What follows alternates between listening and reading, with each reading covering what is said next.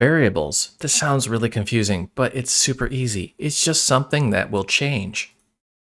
For example, let's say we have a cube. This is a variable. We're going to go ahead and change it. We can change its rotation. We could also change its orientation. Or for example, we could change its color. The main takeaway here is that a variable is something that's going to change.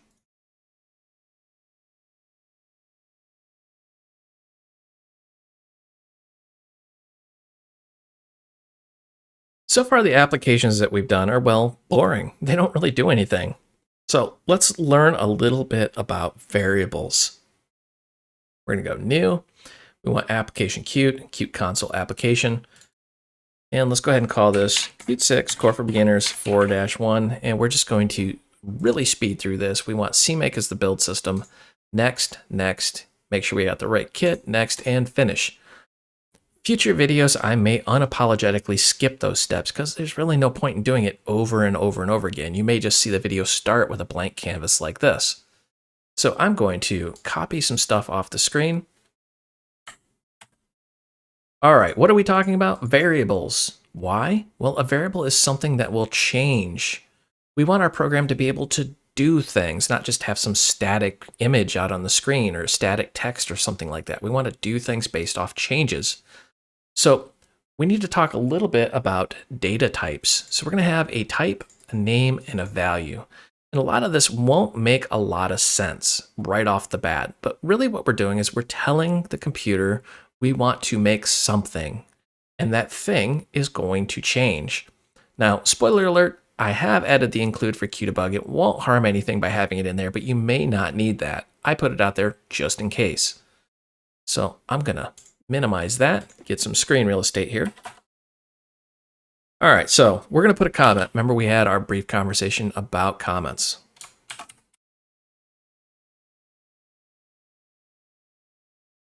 So a variable is simply something that will change. And I may not always type this out. I may copy and paste it, just be warned. Why do we need a variable? Well, think of it this way. Let's start at the simplest variable type, a bool. It's simply an on or off. Think of it like a light switch. So we're going to say bool is on equals false. And then semicolon. What are we doing here? Well, we're saying we have a data type. So we're telling the computer what type of variable. So for example, this could be a person, a car, a blender, a toaster, whatever, but we need to give it some sort of type. This is a fundamental type built right into C++ called a bool. We're giving it a name. We could have named this anything. It could have been named kittens.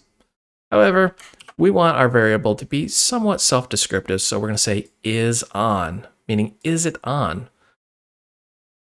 And then we want to give it a value. Equals is the equality symbol, so we are actually assigning value. And we're saying false. Now think of this like a light switch, and we could actually name this light switch equals false. So it's actually turned off. We could then turn it on. You see fundamentally what's going on there. So let's switch this back to false. And we're going to say info. I did say we'd be doing this in the real world, and you would see some weird things on the screen sometimes. All right, so let's go ahead and say is on. And now we want to put out that light switch. So let's examine this really quickly. What we're doing here is we're making a variable with this data type, giving it a name, assigning an initial value, and then we're saying QInfo, we're going to output something to the screen. We're going to output some text. Then we're going to output that actual variable, which if I mouse over will tell you it is a bool, the value is 0. Now wait a minute, where'd 0 come from? This is why people get really confused. So under the hood, the computer is trying to figure out the base value of false, which is 0. So it's currently false, which the computer translates to numeric 0. All right, let's go ahead and save and run. So is on false. Go ahead and scroll down here, get some screen real estate. And let's go ahead and change that. So I'm going to say light switch equals true. So what we're doing is we're assigning a value to the variable. Now, notice right off the bat, it's saying the value stored in the light switch is never read. That is just a warning. It doesn't actually impact the functionality of our application, but it's the compiler, or more to the point, the IDE's way of saying, hey, you did this. Are you sure you want to do that? Some people are, well, hardcore, and they'll say, oh, it's a warning. The whole program is junk. No, I'm telling you for a fact, warnings are just that. It's just the computer's way of saying, hey, are you sure this is what you wanted to do? Doesn't mean the program is junk. Just means the computer's saying, hey, double check your stuff and make sure it's what you really wanted. Let's say QInfo, and we're going to output that light switch. If we wanted to, we could actually just copy that and paste it.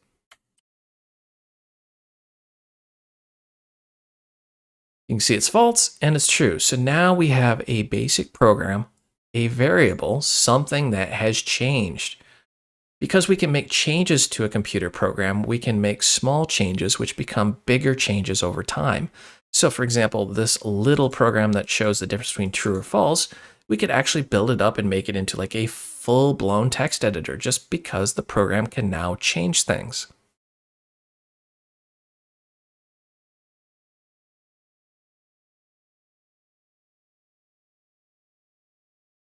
Data types. So for clarification, a data type defines what a variable or constant represents. For example, let's say we have two variables, shape1 and shape2. The data type we're going to give them is, well, spheres for both of them. The value we're going to give shape1 is also a sphere. Because the data types are the same, it works as expected. We've declared shape2 as a sphere, but we give it a value that has a data type of a cube. Remember, our variable is expecting a value to be the same data type, in this case a sphere. Because the data type we're expecting, a sphere, and the data type we gave it, a cube, do not match, this simply won't work.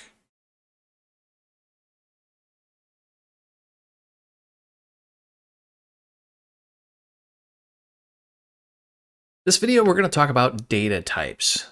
So what are data types? Well, it's a type of data. I know that's a little bit simplistic, but really, what's the difference between a couch and a chair?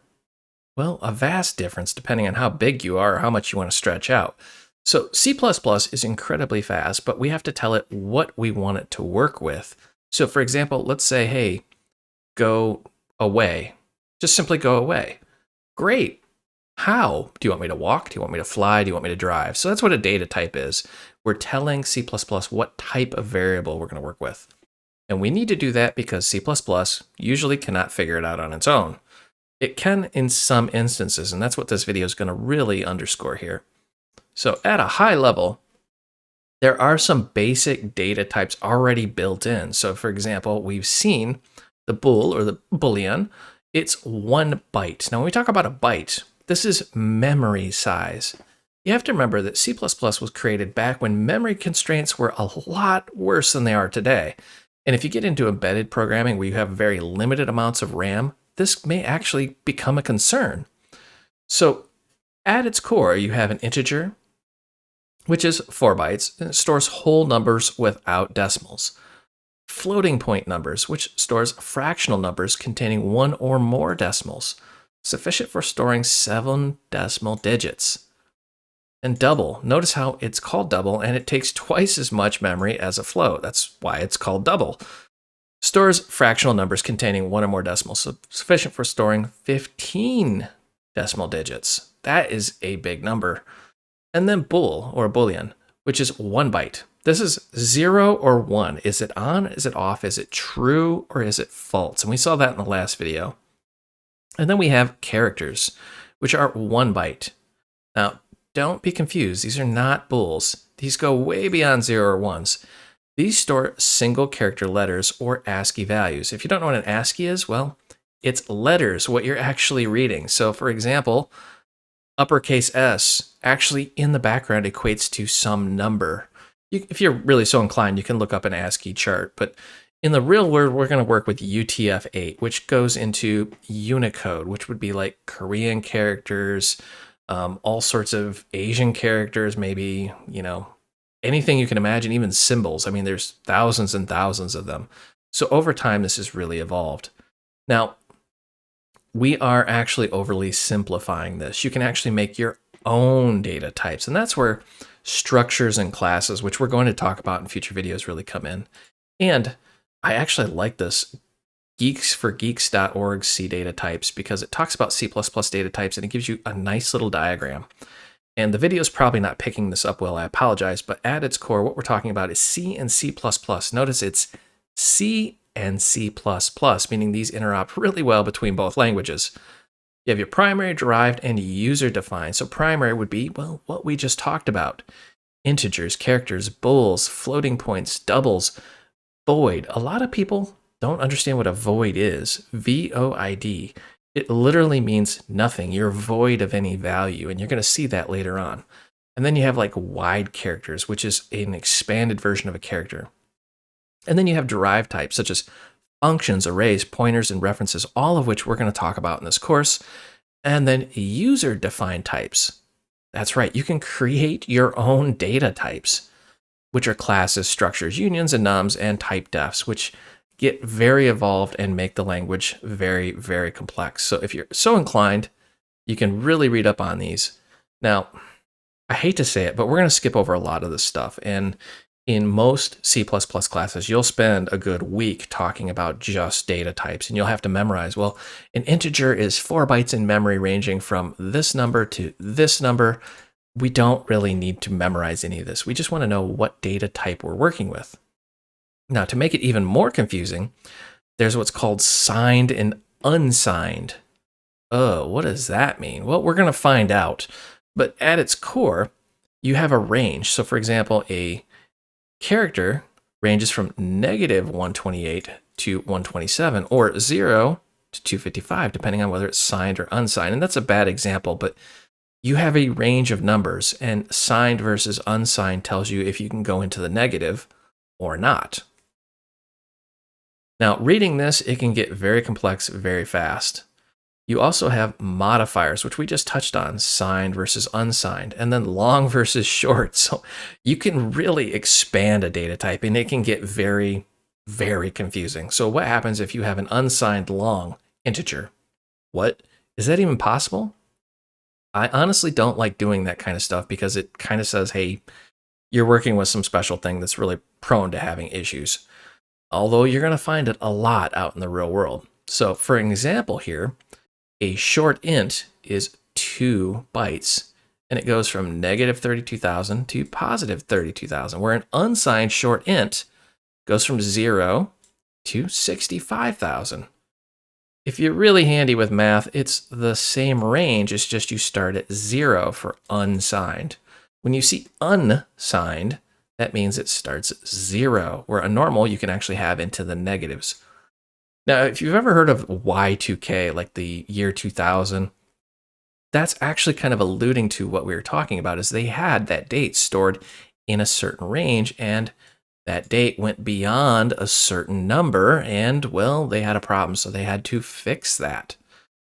Overly simplifying, again, this is a beginner's course, but just know that data types, you're really talking about how much memory you want to use. From 2 bytes to 4 bytes to 8 bytes and so on, and it can get much, much bigger, especially when you get into custom classes.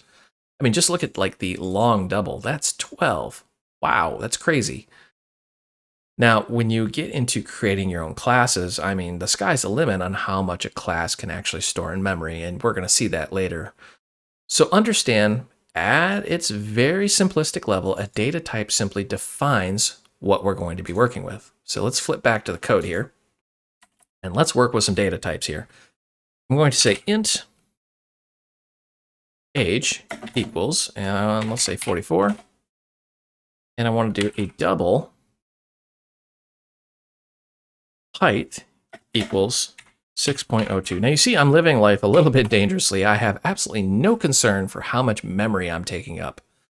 Do I, as a developer, really care whether I have 2 bytes or more than 2 bytes? No, I really don't, because I have gigs and gigs and gigs of RAM on this machine. But if I'm working on an embedded device, this becomes a concern.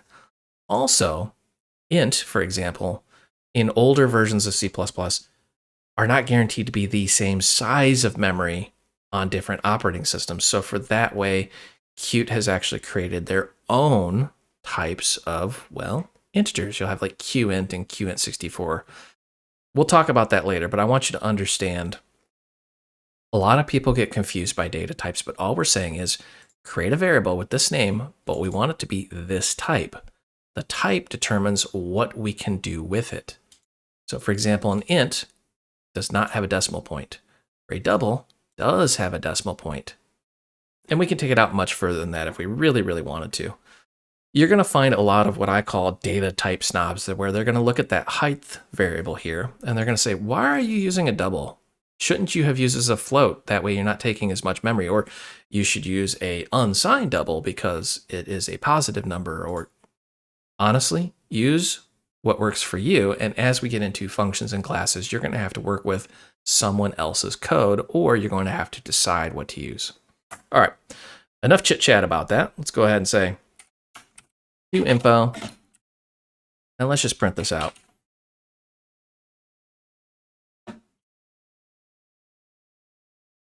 And I am actually a huge fan of copy and paste. So I'm going to copy this. Now, again, you see this warning here. Doesn't mean our program's going to die a horrible death. It's just telling us, hey, we haven't actually used that. Are you sure you need it?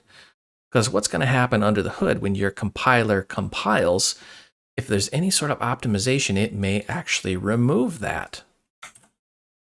So we got our height here.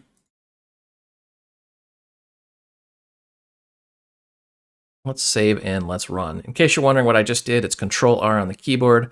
I know that because you can just mouse over this little guy and it'll tell you.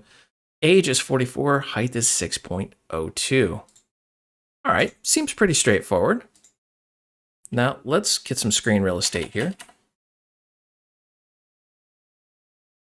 And let's play around with this a little bit. So I'm going to say age equals 44.90. You ever talk to like a child, they're 5.5 or something like that? So we're going to just set the age to something that's not an integer. And right away, the IDE is saying value stored in age is never read. Okay, it's going to have other issues as well.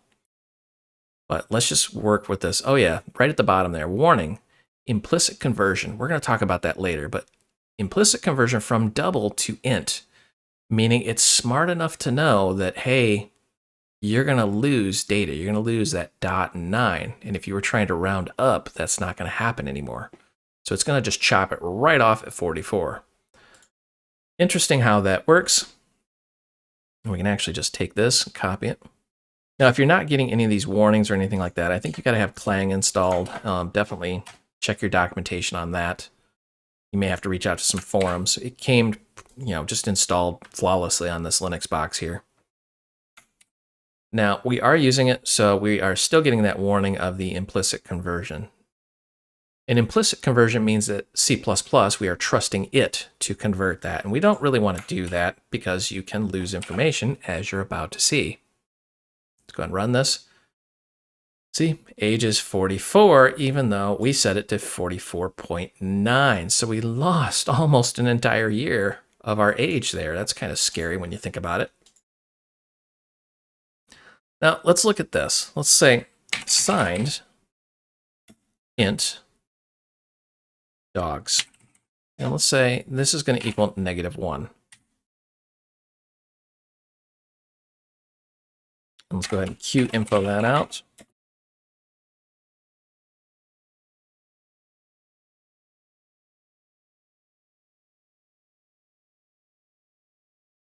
And let's run this and see what it looks like here. So dogs is -1. Now remember, our data type is signed int. Signed. What happens if we flip this to an unsigned int? Let's run this and see what happens. Now we get this weird, crazy number. What is going on here? It's -1, meaning we have gone beyond the bounds. Remember, unsigned cannot be less than 0. So we have basically just completely destroyed our program. This will not work as expected if we were trying to do anything. I mean, that's a lot of dogs to have. I don't even know where we would feed all those dogs, but gotta be a little careful with that. So let's go ahead and flip this around, and let's say, grab this.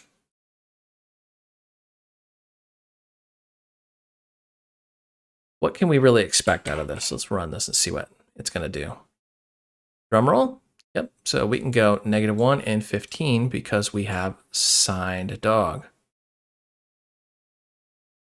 So if you're ever in C++ land and you see signed versus unsigned, you'll notice that these are pretty much signed automatically. It's when you want an unsigned variable, you have to actually specify unsigned. And then you got to be a little bit careful. So just to illustrate that, I'm going to get rid of the signed. And it is signed by default. See?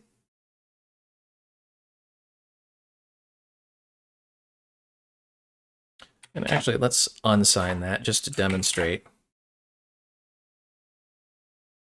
-1 blows that up, where 15 works just fine because we're in the expected range. Seems pretty straightforward. Now, let's talk about the size of things here. We haven't really talked too much about that. We've kind of just ignored it. So, info, and let's say size of. So what size of is going to do is tell us in roundabout terms, and again, overly simplifying this, the size of this little variable here. So I have unsigned dogs. Let's run this. See what this looks like under the hood. So it is 4 bytes. So I'm going to grab this. And we're going to do a little bit of surgery here.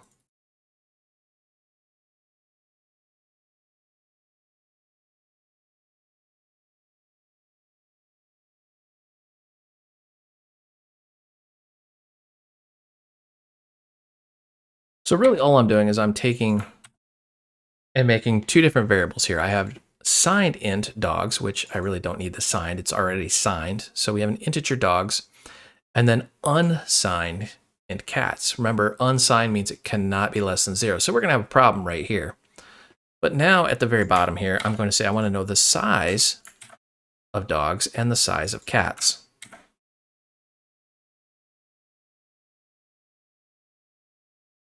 They're both 4.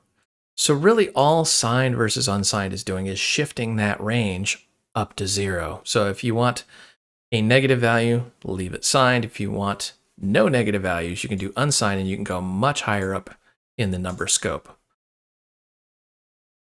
So it seems pretty cool. It's not super hard once you wrap your head around a data type. Now, if you're really kind of curious, you can take this and let's copy this. And let's grab height because it is a double. So far we've been talking about ints. And let's run this. And that, sure enough, is 8 bytes, where integers have been 4 bytes.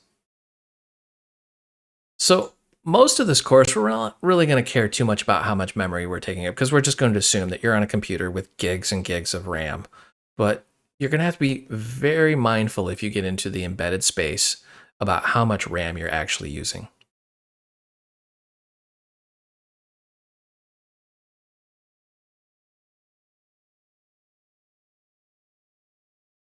For clarification, a constant is something that cannot change. No matter how hard you try, you simply cannot change it. If you try to change a constant, you're going to get an error, or more likely, your application won't even build. Why would you want to use a constant? There are some things you never want to change. For example, the speed of light, or how many seconds are in an hour.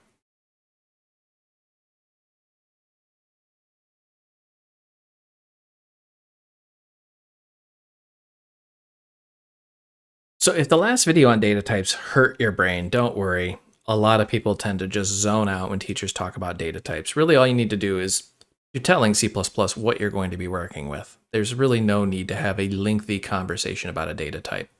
You just need to understand the basic data types. However, there is one little caveat. What we're about to talk about are constants, which is the polar opposite of a variable.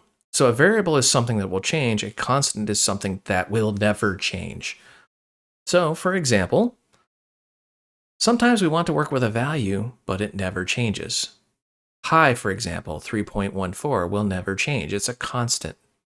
So we need to use the const keyword. Now, when I say keyword, we're talking about something built into C++ that tells C++ what to do. We don't have to create this magic. It just already exists. So let's go ahead and do something like this. Int age, so we're making a data type or a variable with the data type of int, and we're going to assign the value of 44. This can change because it is a variable. Now we're going to introduce the const keyword. I can spell it. There we go. Now we need to tell what type of value, so I'm going to give it a data type. And then this is going to look eerily familiar because it looks like we're creating a variable, but really we're creating a constant.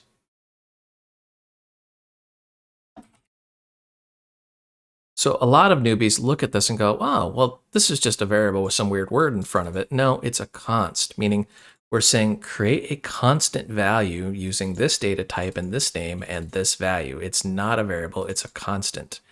Don't get those confused. And just to kind of illustrate that, let's try this. ID equals, and I want to change that to 12. Notice how, cannot assign variable ID with a const qualifier of const int. Really what they're saying is you're trying to change something that you cannot change. And just to drive that point home, do info, ID, and let's go ahead and print that ID out. Fingers crossed, you think this is even going to run. Let's find out. You would be correct if you said no, this will not run. And you see right here, assignment of read-only variable. This is where people get really confused. It's not really a variable, it's a constant because we can't change it. However, we can use it as a variable, meaning we can use it as a value.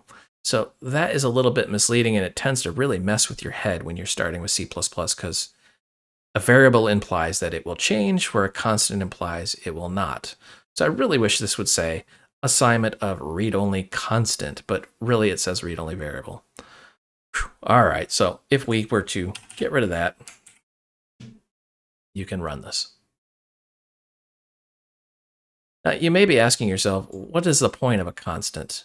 I mean, why would you even need it? Well, so for example, let's say you were going to draw a circle on the screen. A constant for a circle would be pi or 3.14. You never want to change that because the moment you do, it's no longer a circle. It's an oval or a square or a triangle or some other crazy shape.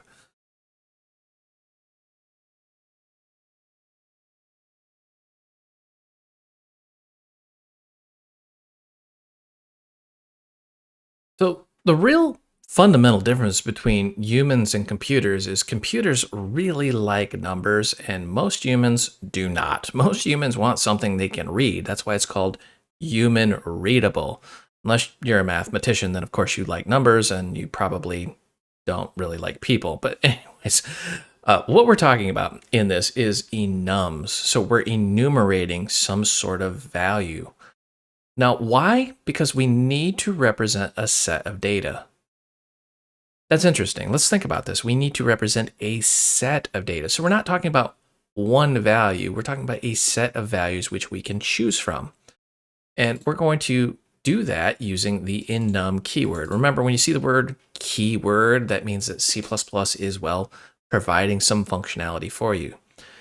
So let's go ahead and take a look here.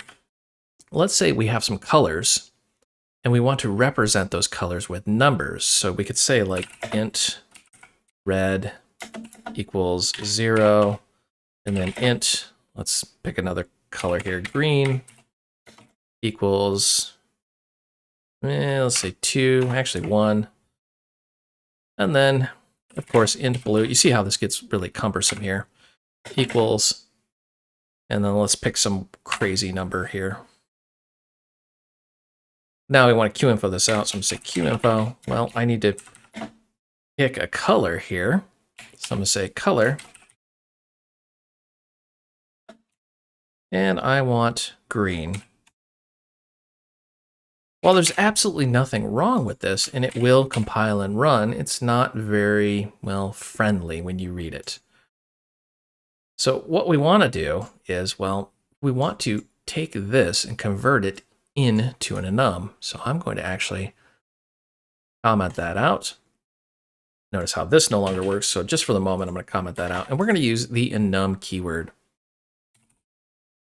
So we're going to make an enum called color.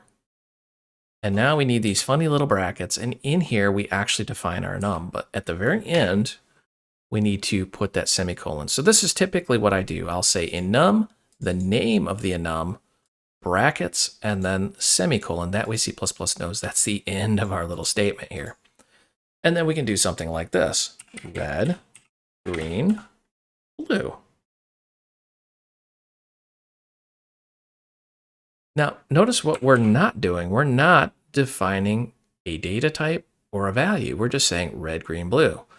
And we can actually grab this and say color. We've actually created our own data type called, and we're going to call this my color.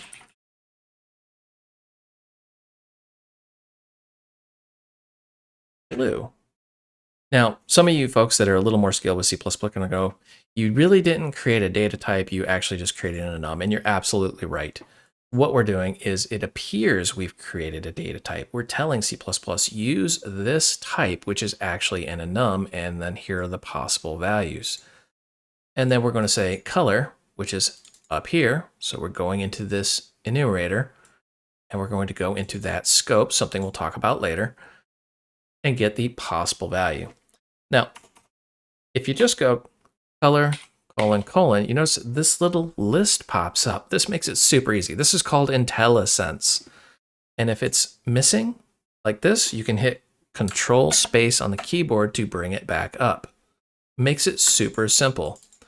That way you don't have to memorize, let's say you have 3,000 different colors, you can just give them friendly names. And then we can just do something like this.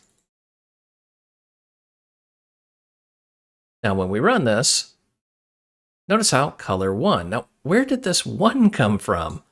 We didn't assign any value. It's red, green, blue, but now magically it knows it's a 1. Well, this is what's called a zero-based index. So under the hood, this really looks like this. Equals 0, equal 1, and equal 2. And just to prove that, if we change this to blue, and run the application, it will be a 2.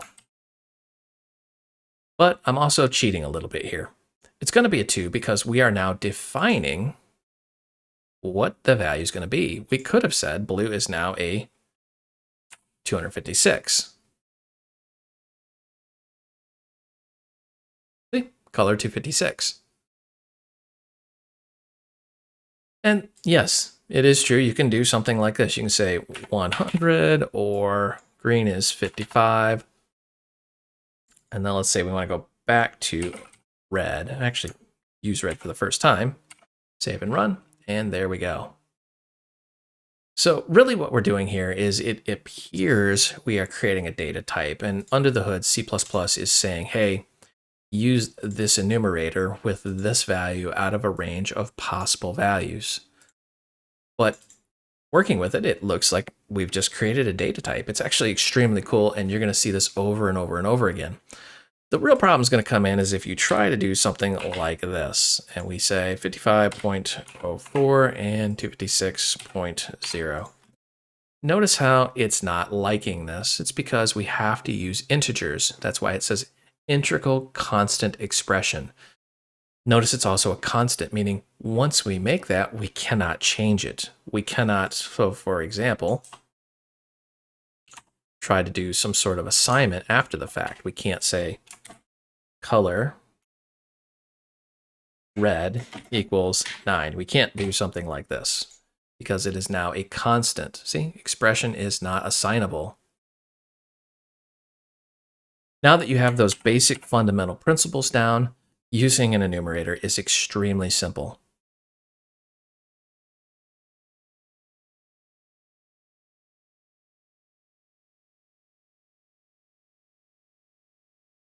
Now that we understand what a variable is and what a constant is and what an enumerator is and a data type and all that fun stuff, we can start talking about more complex structures. And that's exactly what this video is. We're talking about structs, which is short for a data structure.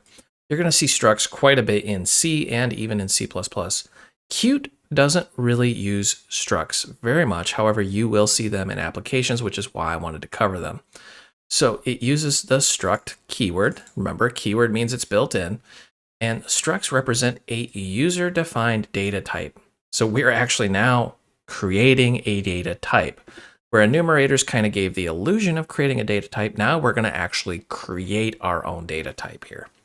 So to do this, what I'm going to do is go right here, and I'm going to make an enum. We're going to do colors. Very similar to what we did last video, but I'm going to say black, red, green. I'm just picking random colors. There's really no rhyme or reason to this. Now, you notice how I did this outside of main. We're going to talk about scope later, but really what this means is this is available from the top down. Everything outside of this can use it. If we did this in main, it wouldn't be available outside of main. Again, scope is very confusing and complex, and we're going to talk about it later, but I want you to understand that concept right now.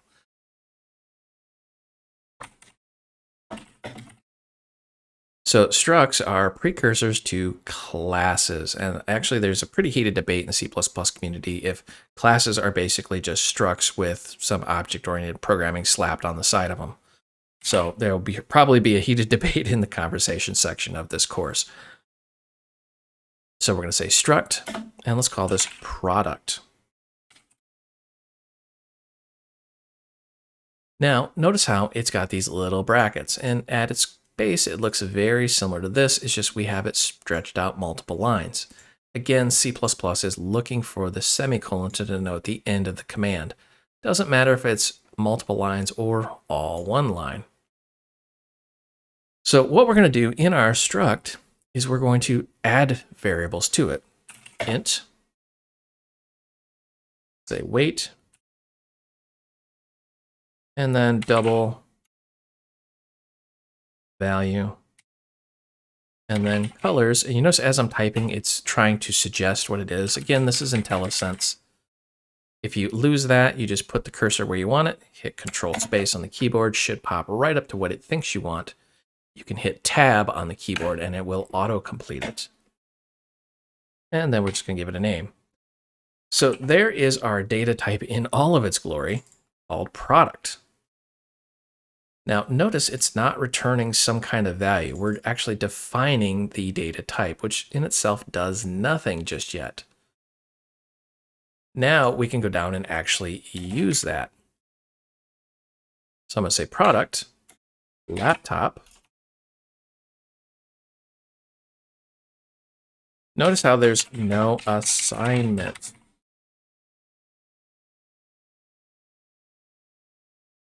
What this really means here is we have a variable that has a data type, but we haven't assigned it a value. Interesting. All right, so let's say QInfo size, and I want to know how much memory this is taking up. Why? Just because I want to know. Let's do size of, and let's say the size of the laptop. So let's go ahead, save, Control R to run. And our laptop is taking 24. So that is a pretty nice little chunk of memory. In case you're wondering how it got to 24, well, yes, it's taking these and kind of combining them all up and then adding a little extra for the struct, and boom, there it is. And it's putting that out in memory. So this really goes into what I call C++ math, which you'll learn in other C++ courses. where they talk about, okay, it starts at this memory address and then it takes the size of or the length of that data type is how much memory it actually holds. And then you have the individual items at each memory location inside of it. And it gets very complex. So we're going to try to avoid a lot of that because honestly, you're not going to need a lot of that to work with just Qt. Now I'm going to say laptop.color colors green. We can do something like that. And then we want a laptop.value. And let's say we want the value. This is a pretty expensive laptop, so I'm going to say 55. Whoa, that would have been an expensive laptop. 87. And then let's go ahead and put the weight in here. Laptop.weight equal 3 pounds. Pretty beefy little laptop there. Now, if you get something like this, remember I said we will be programming in the real world, so you'll see some issues. Expected semicolon after expression. Well, we have the semicolon there, and sometimes people get a little confused and go, I don't understand this. We have not assigned this. We just have a blank space here. So let's go ahead and assign that, and it cleans that right out. That's what I mean by sometimes C++ error messages are not very helpful at all. It could have very simply said, hey, assign it, but instead it said, hey, you're missing a semicolon.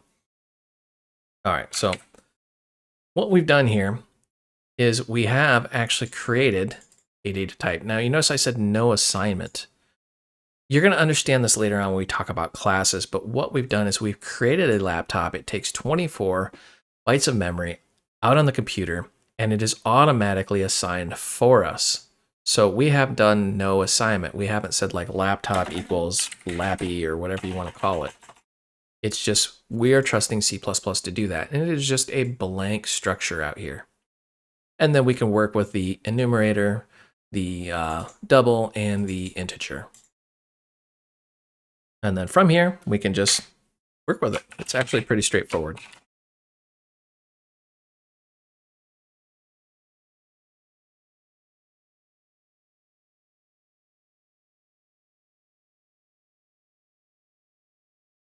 And the copy and paste is our best friend in the whole wide universe. So I'm just going to say value.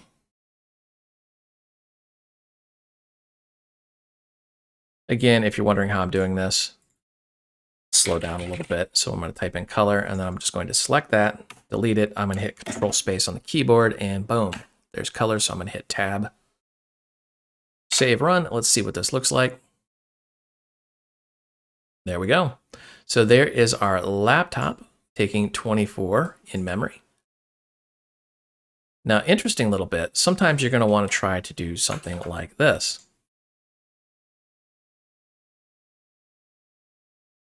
Notice how it's going to say invalid operands to binary expression. Whoa, this looks crazy. What are we talking about here? It means that C++ has no idea how to take this laptop, the structure, and put it through this QInfo function. We're going to talk about that a little bit later in the series, but just in case you run into this error message, I want you to really understand that you're trying to take some sort of data type and put it through QInfo, and QInfo has no idea how to work with that data type. So you get this invalid operands to binary expression. So for now, we're just going to comment that out.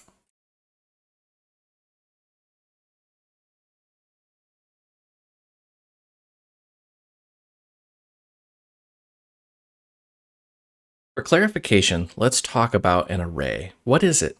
Well, it's a data structure containing indexed elements, but what does that really mean? Think of an array as, well, a variable that contains multiple values, and those values can be accessed by an index starting with 0. That's what we mean by a zero-based index or a zero-based array. The first position is always 0. And then you can define how many elements are in the array. Even when the array is completely full, on the surface it just looks like one variable, the array. However, you can have a bunch of information in the background that is, of course, accessed via the index. One of the major flaws of an array is that it has an upper limit. And the problem is if you try to add data past that upper limit, you can't trust it. It may crash your application. Your application may not even build, or worse, your application runs, but the data returned from that element is junk and you cannot trust it at all. When working with an array, always make sure to never go beyond the upper limit of the array when accessing elements. Another limitation of an array is that, well, you can remove things and the array is modified. Remember, you're accessing things based off their index. And every language treats this slightly different, but most of them, once you remove an element, will reorder the array. Note, the values haven't changed, but their index position in the array has. The first value in the array is always accessed by the index 0. That's the starting point. When accessing specific values in the array, remember, this is a 0-based index. So if you want to access, say, the 4th element, you need to access the index number 3. Simply take whatever number you want, reduce it by 1, and there's the index you're looking for. Just because an array has an upper limit doesn't mean the array is full. In this example, notice how we have 4 items in the array, but we have 5 positions. Trying to access that last position would result in some sort of error.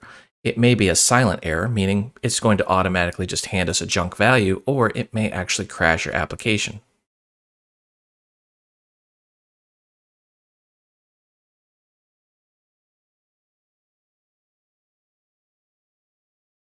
Let's talk about arrays. So what are arrays? Well, they're multiple values inside of one variable, and that is also the why of this video. We want to put multiple values inside one variable. Think of it like a dinner table. You want a dinner table that seats either 4 people or 8 people or 20 people. So it's still a dinner table. It still has people in it. Think of it that way.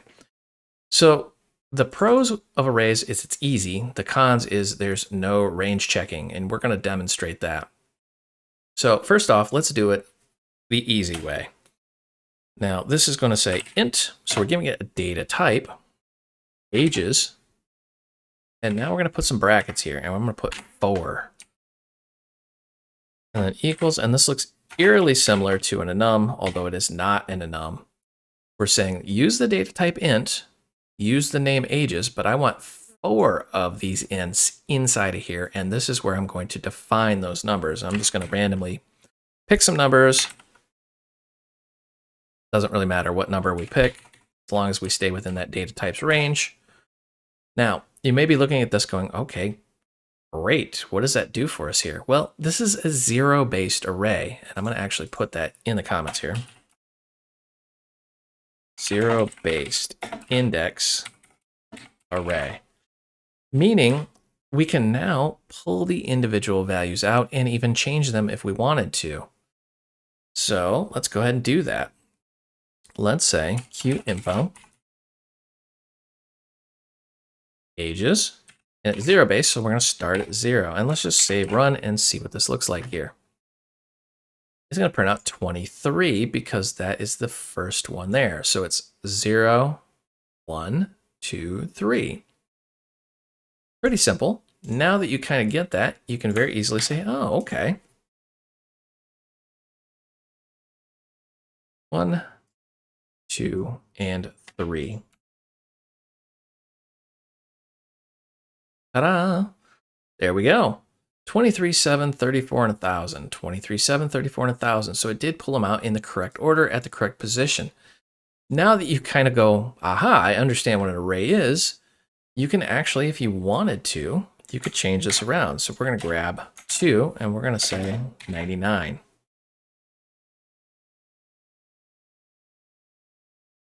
And sure enough, 2, which is at our 3rd position, is now 99. Pretty simple, pretty easy the way that works. It allows you to store a lot of data in one name or one variable and then pull it out based off the index. So there's some problems now, though. We've just increased the complexity, and let me demonstrate something that often trips people up. I'm going to go down here and say Qinfo, and I want to just say ages. Notice we're just going to say print out that variable ages. And if I mouse over this, it's just going to say int 4, meaning it knows this is an array of integers and there's 4 of them. Run this and we get this number. Now you may be thinking this is some junk number, but it's really not. See this 0x? That stands for hex. So this is hex at this position in memory. So this whole data structure here, this array, starts at this point in memory and then reads forward. And if you were in a traditional C++ class, they would talk about array math and C++ math, how it's going to start at this memory index, and then it's going to jump over the size of each, which for integers is 4. So it's going to say the first 4 is this, the second 4 is that, the third 4 is this, and so on and so on. It gets very confusing, and we're not going to worry about any of that because, again, we're not even talking about memory management yet. So the main takeaway so far is that an array allows you to make one variable that can hold multiple values and that you can now modify these, unlike an enumerator. Now, there is a different way of doing this, and I'm very even hesitant to bring this up because it does jump the complexity of this single video right through the roof. But somebody out there is going to say, that's not how you create an array. You should be using the standard library. And I'm going to demonstrate that. So we're going to say include array. So we're now going out to the C++ standard library and saying using that array.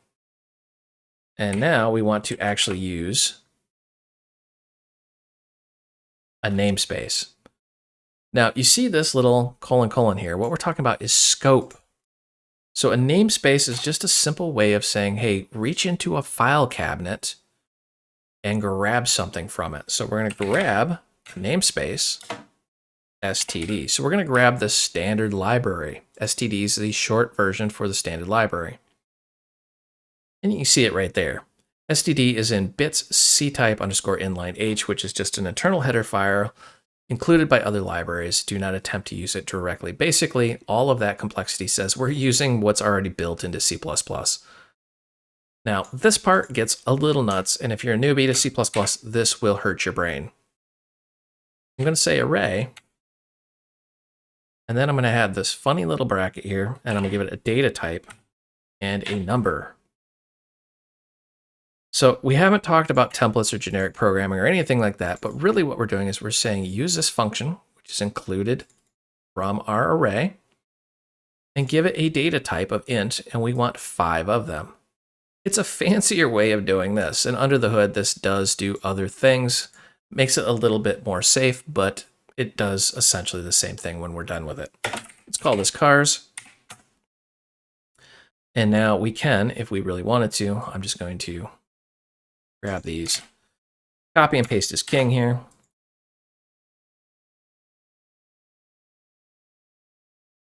Now you notice right off the bat, we have not done something. We haven't initialized anything except for that second one. Uh-oh, and notice how invalid operands to binary expression, Qt and array. So that really doesn't think it's an array. We're putting this through a template. So we're gonna have a hard time even getting the memory address of this until we start talking about memory. So for now, I'm going to comment that out. And I can tell I'm losing some of you because the moment you start talking about numbers and memory, it just gets really boring and crazy and nobody wants to listen to that. So I'm going to demonstrate something very simple here. Here we have initialized these values and we know what to expect. Here we have not. And there is ways around doing that, but the only one we've done is the second position. And I'm going to actually take this out a notch further because we have 5 of them. 0 base, so I need to take 5 minus 1 equals 4 and run this. Notice how we have, well, crap. We really do. I mean, look at this number. Minus 85, blah, blah, blah, 32, 657, 99. The only one that went correctly is this. Again, some operating systems are going to have all zeros. Some are going to have just random junk numbers like I have. When in doubt, never trust an uninitialized variable. And that's really what we're doing is we are initializing a bunch of values inside a variable. Because they're not initialized, C++ is going to go out to that initial memory index that we talked about and try to read ahead and find the values. And because they haven't been initialized, we're literally reading whatever was there previously if there was something there. That's scary when you think about it. All right, now let's go ahead and initialize all these. I'm going to just,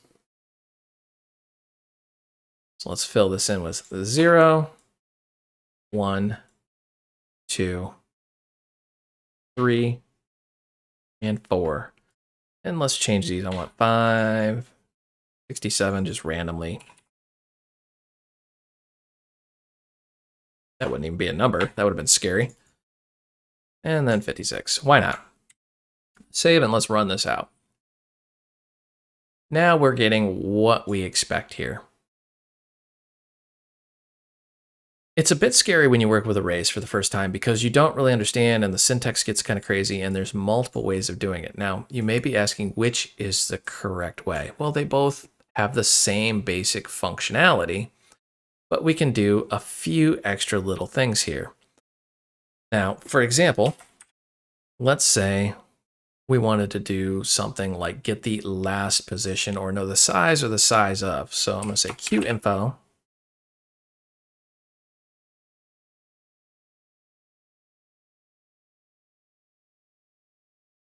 So we want to know the size of that array. So it's 5. So we know there's an upper limit there. Now let's go ahead and grab this. I'm going to make this a little easier to read.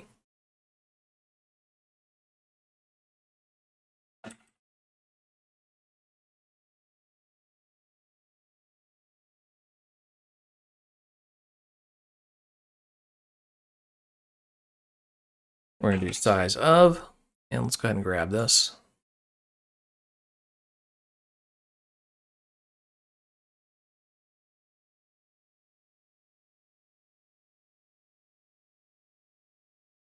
And let's run this and see what this looks like here.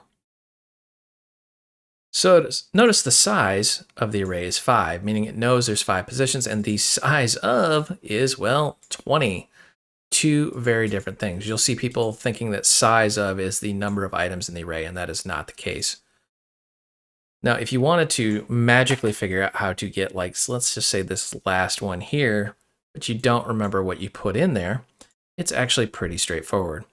So let's go ahead and say last, and if you look this up out on Google, there's a bunch of different ways, and you're going to get very frustrated.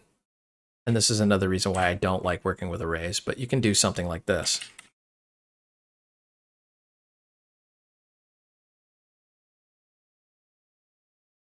So really we're saying grab that car's variable and then brackets, meaning basically read inside of our list of values here and then get a certain position. So we're going to size, the size of it, -1. So we're going actually out to 4.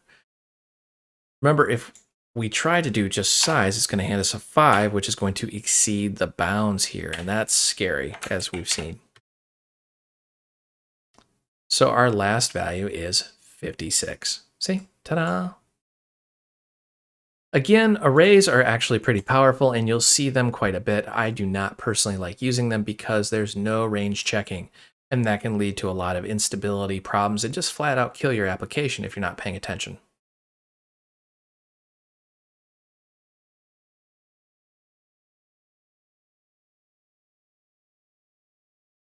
In this video, we're going to start talking about operators. Specifically, we're going to cover arithmetic operators. So first off, what is an arithmetic operator? Or what is even an operator?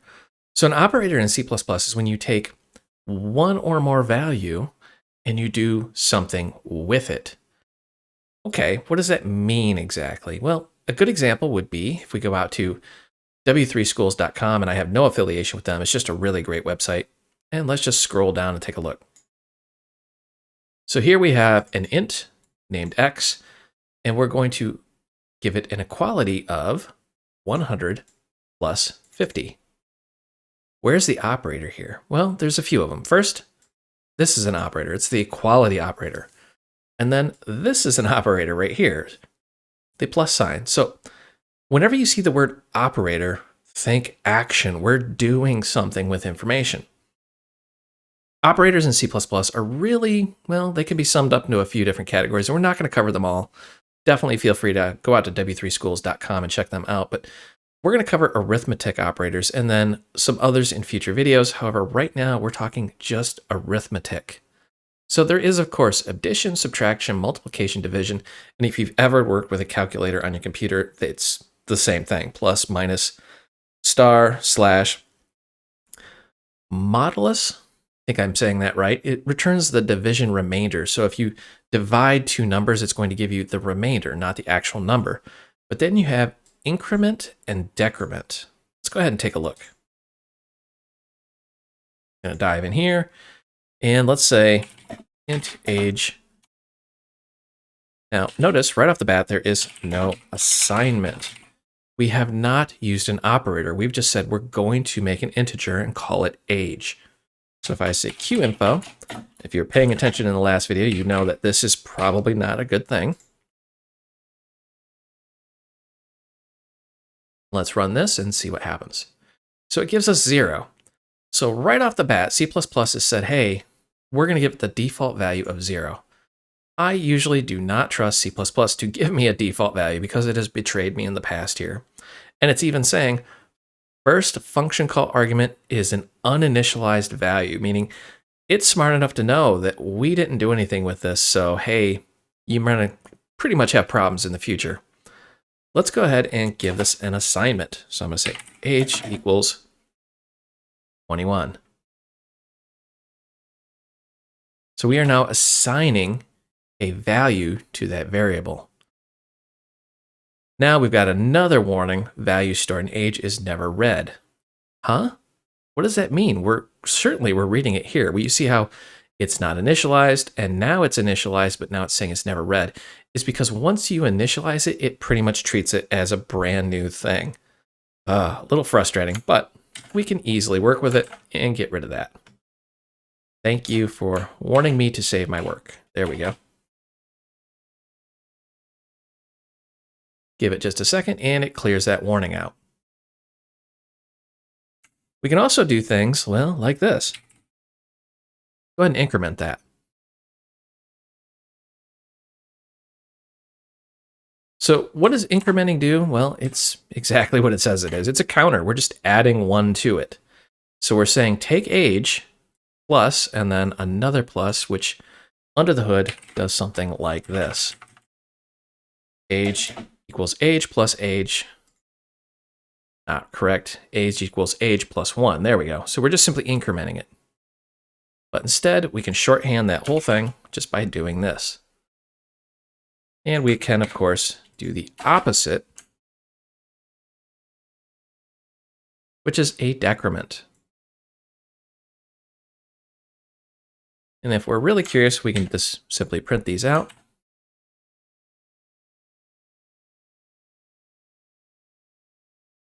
Go ahead and save and run. And ta-da! So 0, 21, we're incrementing to 22, we're decrementing back to 21. Works pretty simple, actually. Now, we can make this a little bit more complex if we wanted to. So, for example, I can say int older equals, so we're going to assign a value to this, and we're going to take the age variable, multiply that by 5. Now here we actually have two different operators here. We have an assignment, and help if that was actually a comment, and multiply.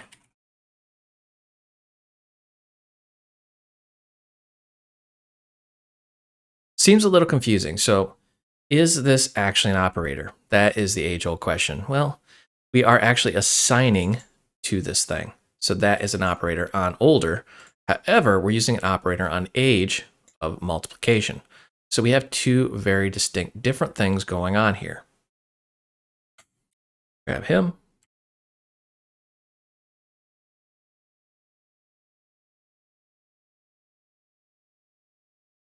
Save this and let's run it. Let's see what older looks like. 105.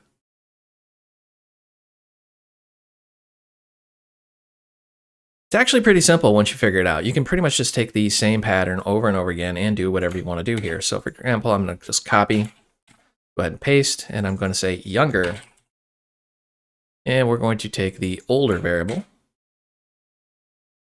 and we're going to divide that by 3.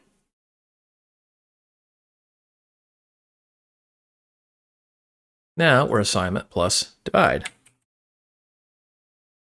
Very simple, very easy to understand, and very easy to use. The major takeaway from this is, well, you can do some arithmetic, and, oh, because we never assigned that first one, now we've got some squirrely numbers coming in here. See, no assignment. That's where this 32,000 is coming in. Always assign your variables if possible, and if you're going to use it and you haven't assigned it, don't trust that number. Bad things are going to happen. Other than that, well, arithmetic operators are dead simple.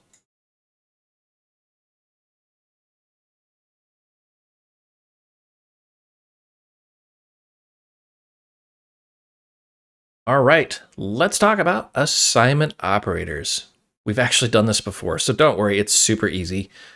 What is it? Assignment operators, we're simply assigning values to variables. Why? We want to assign values to variables. It's literally that straightforward. We've done this before. Let's scroll down. You may not even realize you've done this. So we're saying int x equals, we're assigning value of 10. We've done this already. It's that simple. Now with C++, of course, it adds some complexity. So here are the assignment operators. I'm not going to go through them all, but you can see you can assign, you can say plus equals, which is basically like saying x equals x plus whatever you put there. This is different than x plus plus, where you add 1, but it's exactly the same as x equals x plus 1 if you did the plus plus. That's why operators really confuse people, because there's multiple ways to do identical things, and it gets really frustrating on which one you should use and why. So which one should you use and why? It really doesn't matter. It doesn't matter if you use plus plus or if you say plus equals 1, as long as you get the value you need. However, if you want to do more than one, for example, here x plus equals 3, then of course you can't do plus plus because it'll only add 1. Again, gets super confusing. So anyways, equals, plus equals, minus equals, multiplication equals, division equals. Pretty much all you're doing is you're taking this and shorthanding it into something like this. That's really all we're doing. We're just skipping an extra little mathematical step. And then you have modulus, anding, oring, and then so on and so on. So let's just jump in and take a look here. Again, we're not going to cover every single use case and every single thing. I think you're smart enough to figure that out and what you need. But the vast majority of things we're going to do are going to be like equals, plus equals, minus equals, multiply equals, and divide equals. So let's cover those. Let's say int value equals 15. We've already learned that bad things happen if you don't assign. So we're going to go ahead and assign. Up if I actually spelled that correctly. How embarrassing.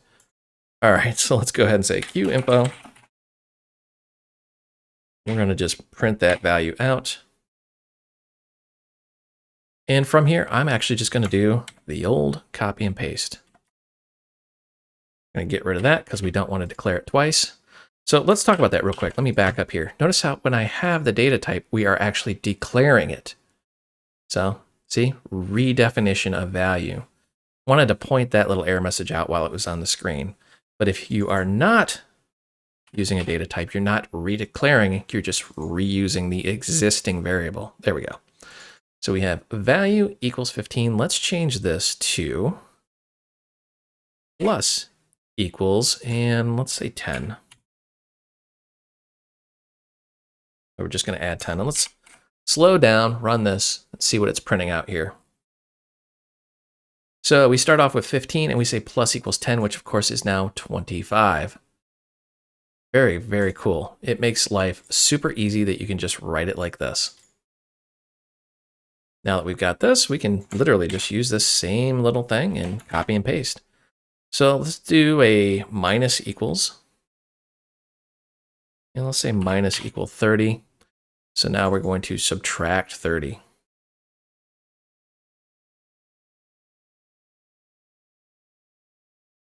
And then we can just jump in here and let's do multiply by 20.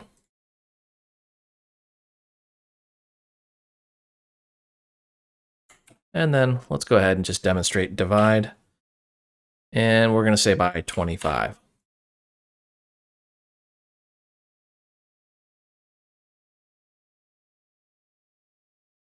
Literally that simple. I mean, you'll spend an entire week in class talking about operators and assignment values and what's happening under the hood memory, but as a programmer, really what you're worried about is the end result here. So let's just dive in. So we start off with value equals 15. Sure enough, there it is. Then we're saying plus equals 10, which puts it up to 25. Minus equals 30. Same thing as saying value equals value minus 30. So of course we get minus 5. And then we're saying, go ahead and take that value and multiply it equals 20, which gives us, boom, 100. That's right. Negative 5 times 20 is negative 100. And then we're going to divide that by 25, which jumps us back up to a negative 4. I use negative numbers for a reason, just to show you what the computer is going to do. It's basically the same thing as a calculator in many cases. However, sometimes you're going to find your computer does things a little bit different. And I'm going to just level with you, that's usually based off the compiler you use. So if you use some weird squirrely compiler, this may not run exactly as you see, and you may have to figure out why. But by and large, C++ is C++ no matter where you compile it, and this should work as expected.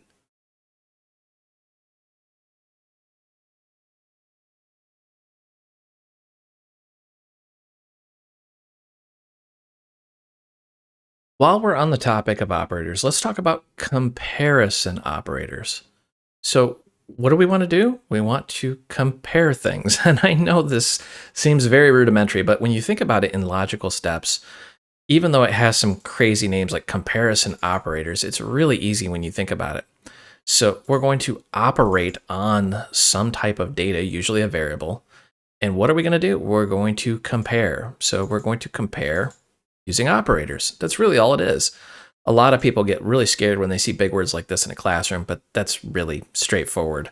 So let's go ahead and compare things. Let's jump out to W3 Schools. I am not associated with them. It's just a really great website. So a list of comparisons, equals equals. This throws a couple people off here. Notice it's 2 equal signs. If you do 1, you're using an assignment. You're actually saying it equals this value. With 2 of them, you're saying, is it equal to this value? For example, x equal y. These are going to return a bool, a true or false, a 0 or 1. So think of this as we're really looking for, well, truth. Is x equal to y? And then you have the not equal, which is this exclamation mark. Not equal is x not equal to y. And then greater than, less than, greater than or equal to, less than and equal to. There's really no need to have a 5-hour conversation about this. It's that simple. Really, if you just have a handy chart like this, if you're a beginner, I promise you after about maybe a day or two, you're going to have these burned into memory and you probably will never have to look them up again. It's really that simple. It all starts with the equal sign and then you work your way from there. Equals equals, is it equal to? Exclamation equal, not equal to. Is it this way, meaning is it greater than? Is it that way? Is it less than? Is it greater than or equal to and less than and equal to? It's really pretty straightforward. So let's jump in here and let's practice this. So I'm going to say int x equals, and let's say 10, and int y equals 15. Notice those are 2 different variables, 2 different names, 2 different values, but they're the same data type. So it's very easy for us to compare these. And this is one major takeaway in C++, is sometimes if you try to compare 2 different data types, you're going to have a bad time because the computer will say, oh, an integer and a double are not the same, therefore they're not the same value. You may run into weird situations like that. We're going to talk about casting later on, where we're going to convert things, but right now, just huge leap of faith that what we're talking about is comparing things. So I'm going to just put in parentheses here. Now, in case you're wondering why I have these in parentheses, it's because in mathematical terms, anything in the parentheses will be evaluated first. So this will actually be evaluated, and then the statement will be evaluated. So I'm going to say x equals y. Let's save and run, see what this looks like. We already know it's going to be false. x is not equal to y because they are two different numbers. X is 10, y is 15. Of course, that's going to be false. Let's play around with this a little bit. And I want to say, is x not equal to y? Let's go ahead and switch that out. Save, run. And we know, of course, the answer to that will be, drum roll, true. X is not equal to y. So it's very logical and very easy to understand how this is going to happen here.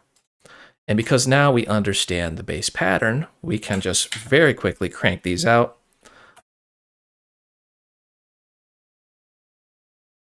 And let's go ahead and fill these in here. So we're going to say x is less than or equal to. X is greater than or equal to. And then we want to know, is x less than y and is x greater than y? Save, run, and let's see what the, oops, I didn't fill those out. So if you ever want to stop, I wasn't fast enough, but there's a little stop button there. Ignore that. Like I said, mistakes will be made. All right, so got a little ahead of ourselves here. This is going to be less than, greater than, and the rest should be just fine. Let's go ahead and save and run. See that little X right there? That's how you would stop a build. So I'm just going to stop it just to demonstrate. Let's go ahead and run this. And this should work as expected here. So lining these up, X is 10, Y is 15. So X is not equal to Y, so it's going to return false. X not equal Y is true. X less than or equal Y. Okay, so let's look at this. Is X less than or equal to? There's a little or right there. Well, of course it's less than. Okay, so true. Is X greater than or equal to? Well, no, it is neither greater than or equal to 15, so false. Is it less than? True. Is it greater than? False. So you can see very easily how this works. A lot of people get confused, and sometimes I'll just admit it, classrooms really confuse people, but all we're doing is we're saying take an operator and use it to compare things. So we're simply comparing these two using the operators.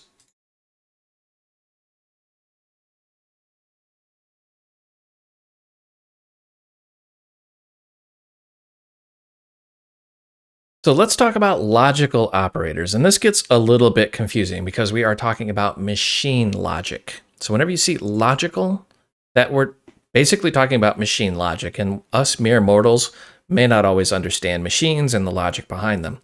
But we want to make logical comparisons. So this is different than a normal comparison operator. And let's dive in and take a look. If we go to W3 Schools, again, I'm not affiliated, it's just a great website. And scroll down, you see they have the operators broken down into sections: arithmetic, assignment, comparison, and logical. Special note, we're not going to cover bitwise just because it's a little bit more than what I think this course is meant for, but definitely feel free to check that out. So let's look into logical operators. Scroll down. This is what I mean. We're talking about anding and oring. So we're talking a logical and, or a logical or a logical not. Wait, what? So basically what we're saying is ampersand ampersand is the same thing as saying x minus 5 and x less than 10. Seems a little confusing, isn't it? It really is confusing unless you understand how machines work. But basically, returns true if both. When you see this, think both. Both statements are true.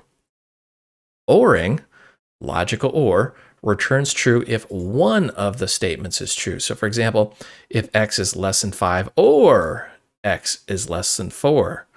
So if x was 4, guess what? This part's going to return true.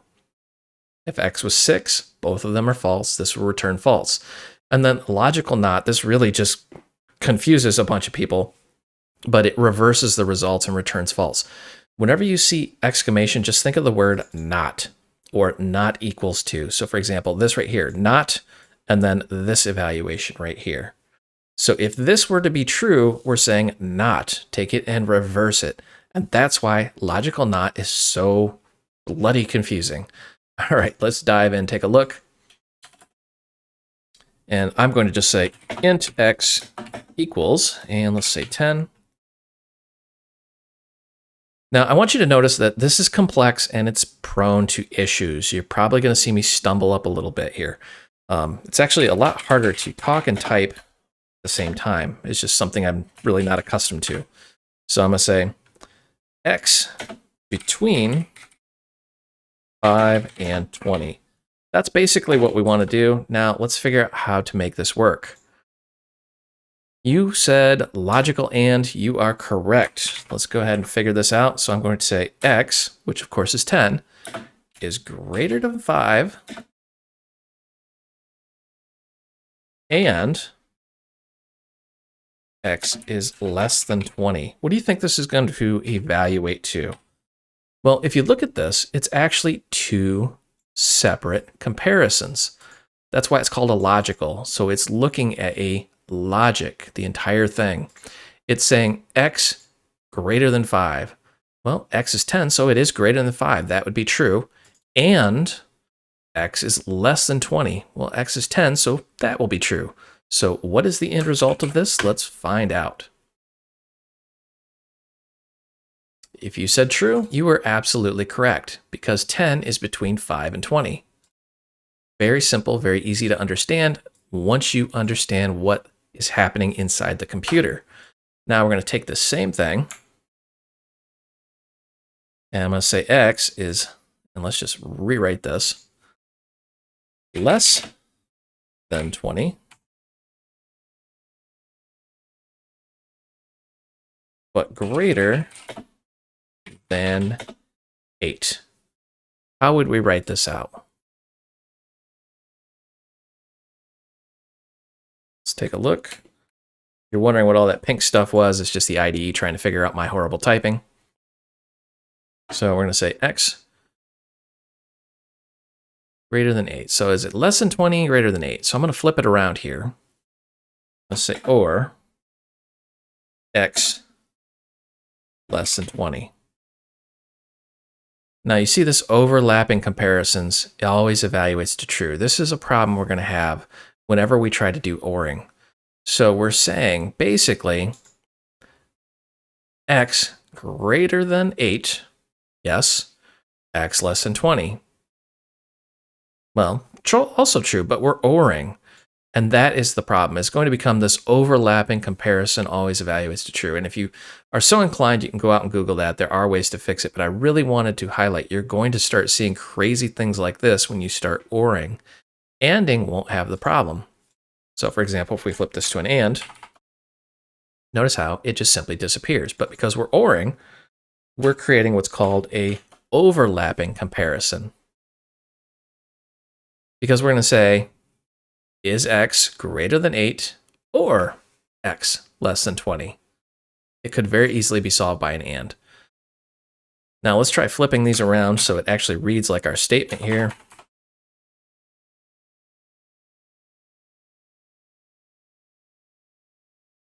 And sure enough, overlapping comparisons. Again, if you're really so inclined, you can go out to Google and figure that out. However, if we run this, what actually happens? True. So let's actually flip one of these around and say, is it greater than? Notice how magically that overlapping goes away. So ORing does not like doing an in-between range like an AND does. We run this now. Let's see what's going to happen. X is 10. So of course, notice how it is true. X is 10.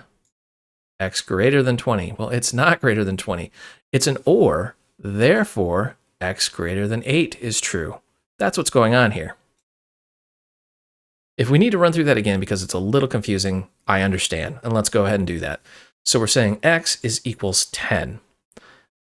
Remember with AND, we're saying both of these have to evaluate to true for this whole thing, this whole logical operator to be true.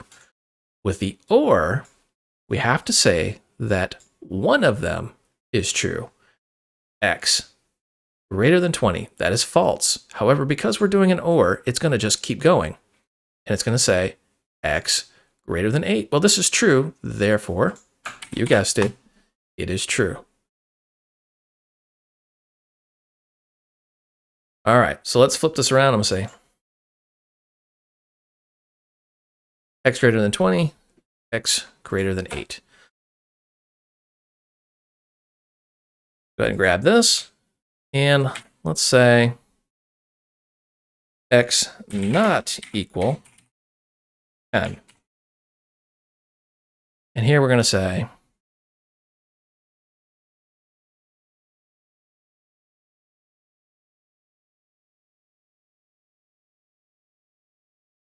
notice this is not the exact same thing as we're talking about with the logical operator. You're going to see this later on where it's going to say like not equals a specific object or not equals a specific class. But what we can do is something like this.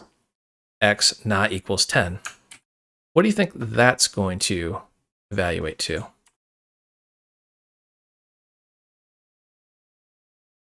Well, x not equals 10, false, because x is equal to 10. Now, let's go ahead and play around with that. Notice that exclamation. It is now true, so we can now reverse that, which is the whole point of that operator. And that's why that operator gets so confusing. Really look at this and actually think, how is this human readable? It's not, and it's not even remotely meant to be. That's why I tend to shy away from that, because it is so confusing. Oh boy. All right, so let's do a complex one just to wrap this up here. So we're going to say complex. And here we're going to say x is greater than 11 and x is less than 20 or x equals 10. What? What is going on here? Notice how it's already warning us, hey, what are you doing? What do you think you're doing? Are you sure you know what you're doing here? Warning, anding, and oring in the same thing should not be done.